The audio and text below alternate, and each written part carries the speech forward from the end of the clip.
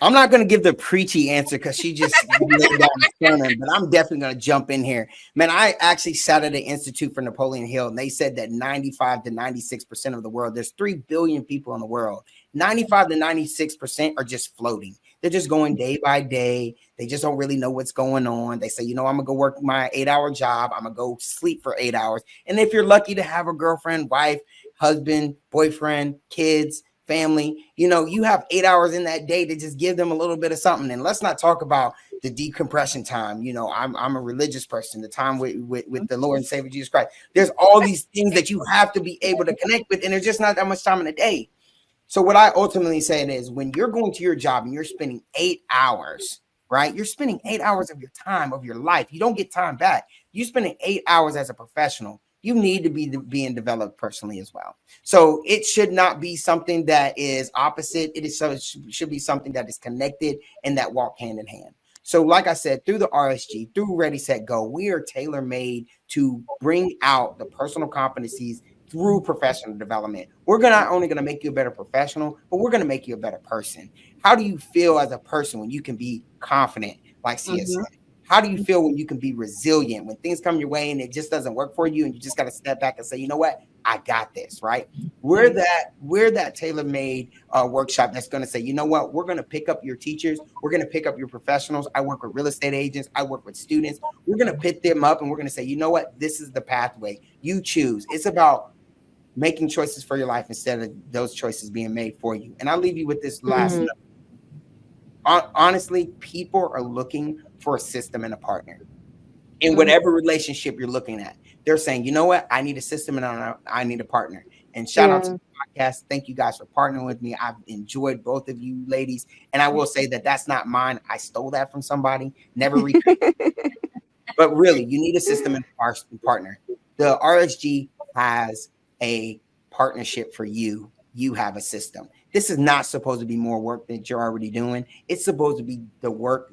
It's supposed to be added to the work that you're already doing, giving you another tool in your tool belt, making you look good for your boss, going to your students and empowering them so they can go into the workplace and be empowered to do the same.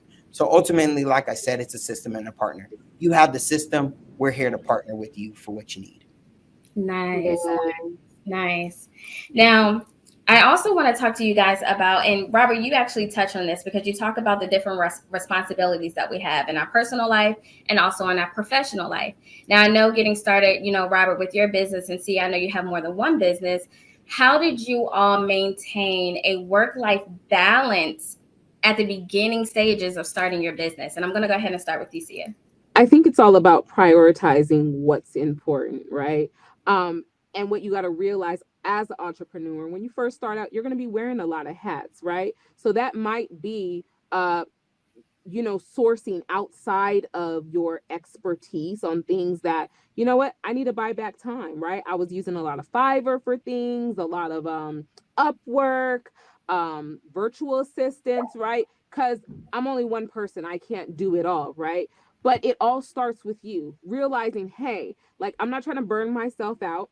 And then, sometimes we get an imposter syndrome as entrepreneurs, right?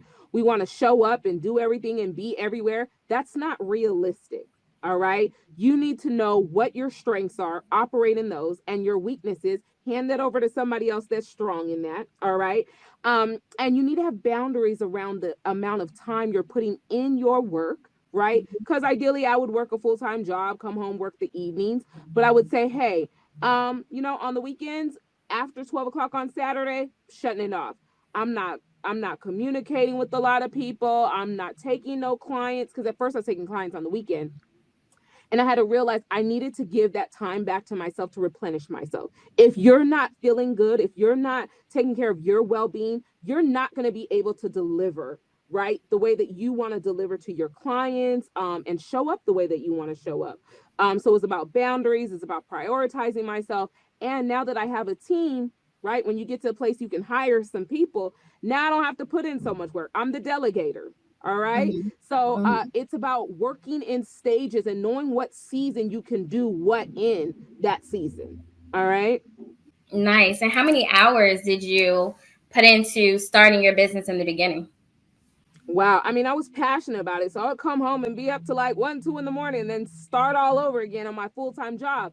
But that's another thing as an entrepreneur. Make sure you love what you're doing. Because when you love what you're doing, it's not going to be hard work, right? And there are times you're going to get tired.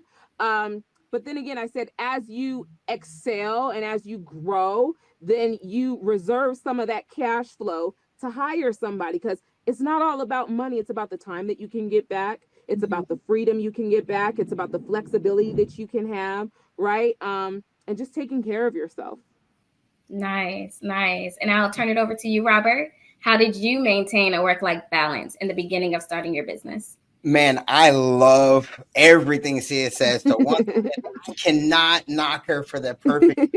I will go ahead and tell you, like I said, I come from a faith-based background. My grandparents grew up in Jackson, Mississippi, then moved to Gary, Indiana, worked in the steel mill with the Jacksons. So you know how hard we work coming from the Midwest. One thing that they always told me is, son, if you want to do something, do it to the best of your ability and do it for all the glory of the Lord. So the idea is being the person that writes the vision down and making it clear. Habakkuk 2 says, write it down, make it clear, and be able to run with it on a tablet. The idea is people have to be able to see your vision. And when they see your vision, you have to live that vision. And when it's clear to you, you're able to do it. So when you talk about becoming an entrepreneur, it's really about like, hey, you have to change your mode of who you are to fit the mode of what you want to be. And that's your vision. That's Get good. you stuck in the moment. That's what gets you stuck in the place where you need to be, and it gets you grounded. I talk to people all the time, especially professionals, because I said it's a personal tag to professional development as well. You have to be aligned. You have to have your feet, you have to have your heart, and you have to have your head all in the right space. And when you can get all those three aligned with the right vision, you can go after it. And like I said, after that, the long hours don't matter. After that, the work don't matter. After that, the questions, which is one of the hardest things as an entrepreneur. Sia said it earlier, going into these rooms where you might not be the smartest person in the room, going in these rooms where these people have been doing it year after year after year. They built businesses, they built clientele, they built a following. How do I get in that same room and still feel confident within myself that I know where I'm headed? So when I look at entrepreneurship, it's really easy to me. It's like, you know what, having that clear-cut vision, having that right alignment, and just pushing forward. And when you look at like work-life balance, there are those nights where you are sleepless. There's are those weekends where they seem long. There are those work days where somebody just didn't get things right at the 9 to 5, and you got 5 hours of work after that 9 to 5. You just have to really set yourself up for success. And I have a success plan for myself where I literally work Monday through Friday at my job. I shut everything down on Saturdays, and then I write and I really focus on planning on Sundays after church. Go get myself aligned, spirit, heart right, and I align myself for the week. And any other free time I have during the week, I use it for my entrepreneurship and the opportunities to empower others. Because ultimately, like I said, you spend 68 to 70% of your time in the workplace, and you need to have that ability to build yourself up, not only as a professional, but also as a person. Nice, nice. So what I gather from both of you guys is aligning your business with your purpose. Is that safe to say, right? Because then the hours won't matter. Because I know, Sia, you said you were up to 2, 3 o'clock in the wee hours working on your business. And Robert, the same for you. You were saying like the hours didn't matter because you were walking in your purpose. So with that being said, Robert, I know you do teaching strategies, you do career development, you help with confidence, you do speaking engagements. If someone is watching this and they want to connect with you, how can they reach out to you? Oh man, the easiest way to reach out to me is just go ahead and on straight email. I know I look young, but I like to work. You can get me at I am Coach Britton. That's IAM COACH BRITTON You can also catch me on Facebook. It's just Robert Britton III, or you can catch me on Instagram, which is Rob Britton 4. That's ROBBRITTON 4. Nice, nice. And see, I know you do trauma recovery. I know you have so many things that you do.